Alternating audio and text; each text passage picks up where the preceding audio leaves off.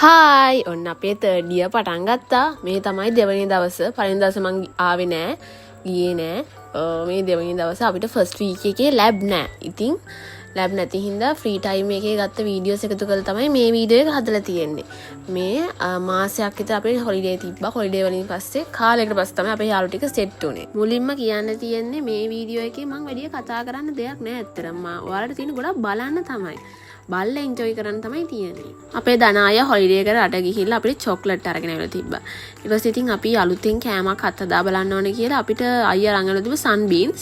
ඒකට චොක්ලට් එකක් අරගෙන ආවලා තිබ්බ ට්විස්ට්. ඊට පස්සේ අපි ඒක දාලා මික්ස් කරලා අපි අලුත් කෑමක් හැදුවා චොක්ලට් සන් බීන්ස් කියලා.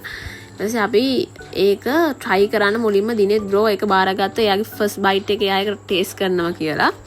ඊපස්සේ එයා ඒක අරගෙන ඒක ආපහු මික්ස් කරලා ඒක චොක්ලට් එක මික්ස් වෙලා නැහැ හරියට ඒකින්ද ගන්න එක්කෙනා ඒක හොඳට මික්ස් කරන එක තමයි කරේ මුලින්ම මික්ස් කරලා එයා ෆස්ට් බයිට් එක try කරා එයා ඒක සුපිරි කියලා කිව්වා ඊට පස්සේ පොලිමට ඕක මෙහෙම වටේ කරකිලා මගේ ළඟට ආවා හරිද මේ තමයි ඒක මේක තමයි ඔන්න අවුට්පුට් එක තියෙන ඔන්න ඔය විදිහට තමයි යාළුවනේ ඊපස්සේ මම try කරා ඉන්නක මම ඔයාලට ෆීඩ්බැක් එක කියන්න මේක තමයි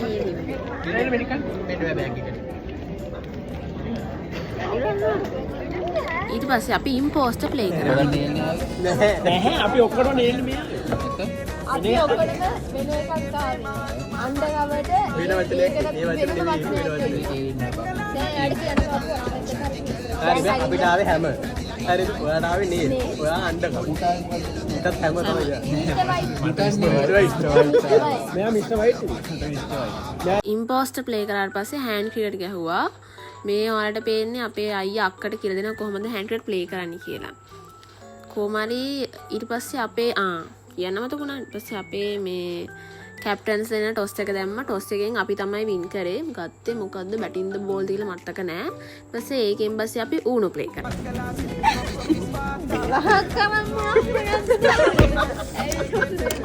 කාඩ් බෙදුවෙත් අතේ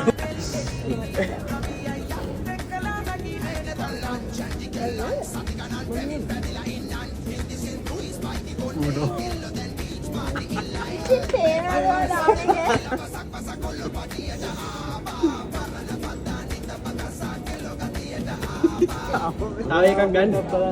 එයා දාන්නයි. මොකක්ද දාන්න ඕන? නිල් පාට. 1+2. අනේ මේ මංගා මේක තියෙන්නේ. අනේ මම බෑ මං යනවා මේකේ.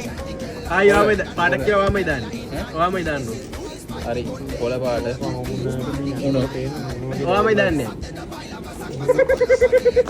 ආදරේ සටන වගේ ආදරේ යාළුකම එකතු කරලා තමයි ඌනෝ ප්ලේ කරේ. හැබැයි අන්තිමට අසාදන්නපත් උනේ අපේ ශගී බබා. පැය භාගයක් විතර සෝස් එක දිහා බලාගෙන ඉඳලා අපිට මෙන්න මේ වගේ ලොකු කොතු දෙකක් හම්බුණා. පෝෂන් එක නම් හොඳට තිබ්බ යාළුවනේ. ඊපස්සේ හොඳටම බඩගින්නේ හිටපු හින්දා අපි කට්ටිය ඔක්කොම එකතු වෙලා හොඳට කෑවා. ඔයාලට පේනවා මින්දි vlogs එකේ මින්දිත් හොඳට කොත්තු කනවා. කමෙන්ට් එකක් දාගෙන යන්න.